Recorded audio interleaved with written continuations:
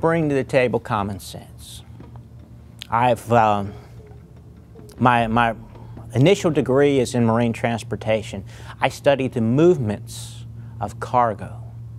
Operating as the Lloyd's agent for a major territory within North America, I investigate industrial accidents and issues. Salvage items have flown all over the world to lift, do, and move things, somewhat like mega movers on TV. That's what initially gives me the opportunity to travel as I do. I tend to take projects where I want to do my research. As I looked at the Great Pyramid, I realized that most of the people who have written on the Great Pyramid have never built anything, they've never moved anything, and they would never be invited on to a mega mover project to consult on what I do. As I went to Egypt, I was asked to come and teach them how to move jack-up drilling rigs in the Red Sea, giving me a unique perspective on heavy lift movements within the region.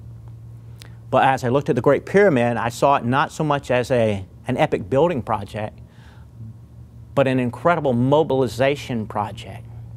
If we look at the Great Pyramid as the largest rock pile in the world, and I don't say that to remove any of the mystique, but just establish what it is. It is the largest rock pile in the world. It's a phenomenal mobilization project. It's a cargo work masterpiece to move that much material, that many movements successfully.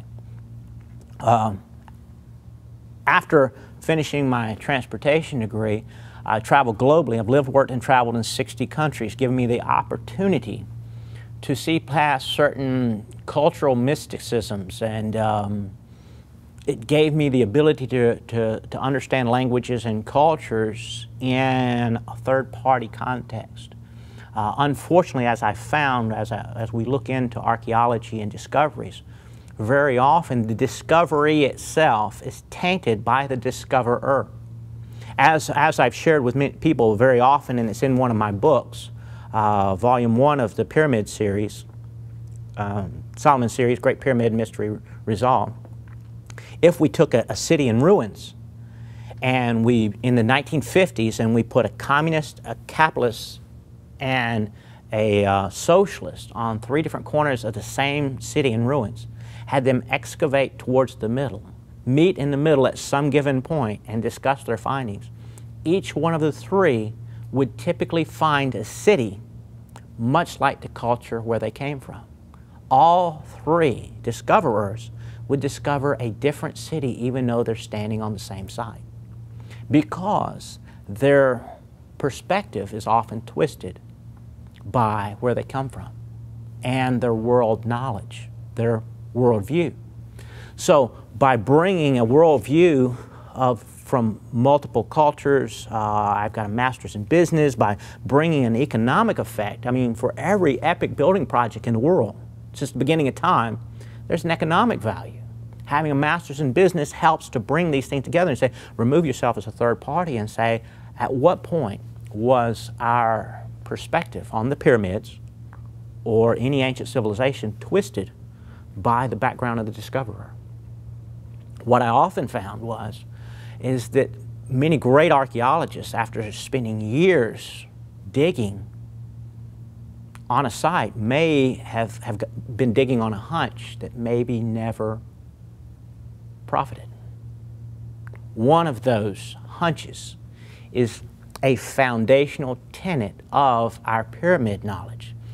Virtually everyone in the world knows that the pyramids of Egypt are tombs. What they don't tell us is never, ever in the history of the world has anyone ever found a pharaoh mummy, or pharaoh remains in a pyramid in Egypt. It was an early hunch that was never proved out.